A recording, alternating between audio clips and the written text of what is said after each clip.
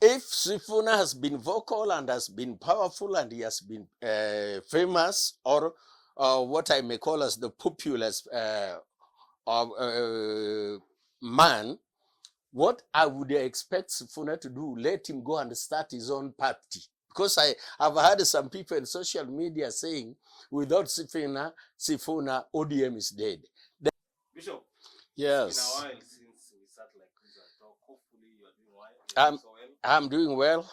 And the news that is trending right now, Sifuna, the man, is the one who is trending right now in the whole country. Yes. And of course, yesterday, ODM had a neck meeting in Mombasa, and it looks like the essence of the meeting was to kick out the Secretary General, Edwin Sifuna. And as we know, Sifuna has been a honest servant, and he did the assigned job. And do you think maybe ODM will regret losing such a great person? I don't think ODM is going to regret losing Sifuna. In fact, kicking out Sifuna was overdue. It is something that should have been done, if possible, probably during the time when Raila himself was alive. Because 2 times Sifuna spoke in the presence of Raila, immediately after they had signed the memorandum of working together with the Kenya Kwanza. So kicking out Sifuna was overdue. It is something that should have been done earlier. Earlier, because even when it's, to many, to me, if you ask me, not to many, it's not a surprise how he has been vocal against the broad-based government. And because even when Raila was alive, he used to be against the broad-based government. So, all right. And Raila did not kick him out of the party. He was able to contain him in the party. Why now? But why ODM now behaving like Sifuna now speaking like the way he's speaking? I wish you knew who Raila was. Some people who know Raila, they describe Raila as 3 in 1. There's Raila, there is Amolo, there is Odinga.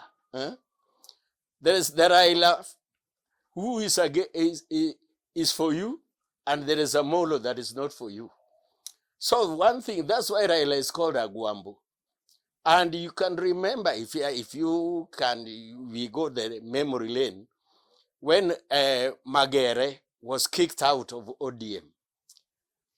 A few minutes to when Magere was being kicked out of ODM, Magere had a tea with Raila.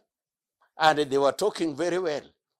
He left that, and this year, some of the young men during that time came and kicked Magere out. Sifuna, not Sifuna, Ababu na Mwamba had a very good fellowship, or a good talk with Raila, and he assumed that Raila is for him, only to see men in black coming out. So Raila was just trying to put cool things down in ODM. And you would say that Raila was fully behind Sifuna. Now, Raila is gone, is dead. Let's deal with what is there now. If you tell people in Luo Nyanza not to work with the Ruto, Kisumu here, where we come from, the Mamboleo, Miwani, Chemelil, Muhoroni Road, it's being tarmacked now. That road was tarmacked in the 70s during Kenyatta 1, Jomo Kenyatta. Moi was there, it was never tarmacked. Kibaki was there, it was never tarmacked. Uhuru was there, it was never tarmacked. Uhuru tried and left it. Now, during Ruto's time now, that road is being tarmacked. If you will tell people in Kisumu, don't vote for Ruto, don't go to Ruto, the road that has been forsaken for over 50 years is being tarmacked now. Will they accept you? So that's why Sifuna is deceiving. In fact, we would say it's deceiving the Luos. And this is why the Luos will not accept that. Maybe, even in East Western, look at Busia. Busia, the governor there, Utuoma. Vihiga, the governor there, Utilo. Kakamega, Baraza. They have teamed up together with the governor who's Bungoma, and Western has become as a bloc. What are they doing? Campaigning for Ruto. Western, where he comes from, look at Bungoma, his constituency, which should be his constituency, where he tried Kandui and he failed. Does ODM have even an MCA there? His own home. ODM does not have even an MCA in that constituency. So now, when he says all he was doing, he's not willing to work with Ruto. Look at what has happened in Kisumu. Quite a number of roads are under construction. Let's leave Kisumu. Siaya Rengo, who is very much against him. The stadium in Siaya, the army came to build that stadium. Now, do you mean you'll tell now? Look at what happened, what this permanent secretary for Interior is doing, Raymond Omolo. Quite a number of young people who have not been didn't have the ID, have got the ID now, in hundreds and in thousands, all over Nyanza. But as a Kenyan citizen, that's your right to have an ID. It's a right, but now, you can't use it. you must have somebody to push it. Why were they not getting registered during that time?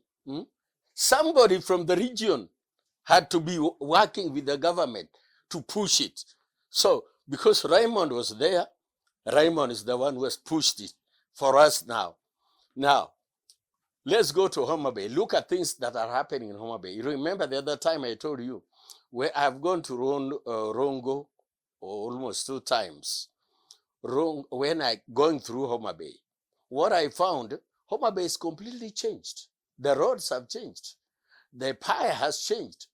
There are a lot of things that are going on in Homa Bay. Rusinga Island, Mfangano Island. Now, can you tell these people don't work with Ruto? No. Which government? The government in waiting. Uhuru, who is now funding them. He was in power for the last 10 years. Why couldn't he do that? You always know this kind of projects always happen in regions whereby the government maybe want votes. If you want votes from this area, this region, there's some projects. Because right now, a lot of projects are being done in Nyanza. And that's because Ruto wants the people of Nyanza to vote for him.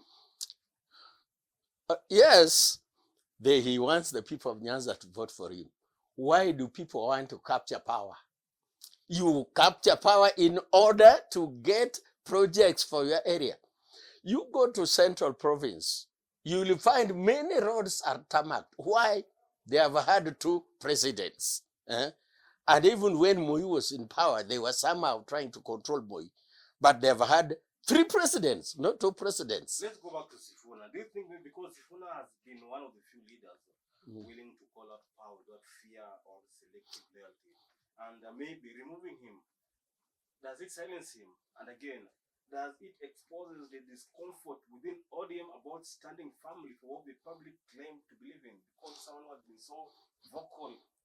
If Sifuna has been vocal and has been powerful and he has been famous, or what I may call as the populous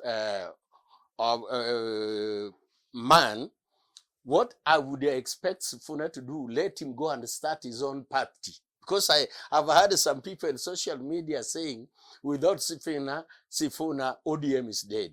Then if ODM is dead, then let them go and start another party. And let people go and follow them. Let them do what Raila did. When there was Ford Kenya struggles in Ford Kenya, what did Raila do? He walked out of Ford Kenya, he resigned, went and competed again in another party. That's what Sifuna should do. If he feels he's popular, just like what Raila did during the Ford Kenya struggle, let him resign from being the senator of Nairobi, get another party, and go and contest being a Nairobi if he knows he's popular. Why is he insisting that he still has to be the ODM? Because it is ODM that made him to be popular. Or Sifuna outside ODM, he will not be Sifuna. And you have to take note of this. Why? What Sifuna is fighting for is to gain the votes of the people from the mountain who are in Nairobi. That's what he's fighting.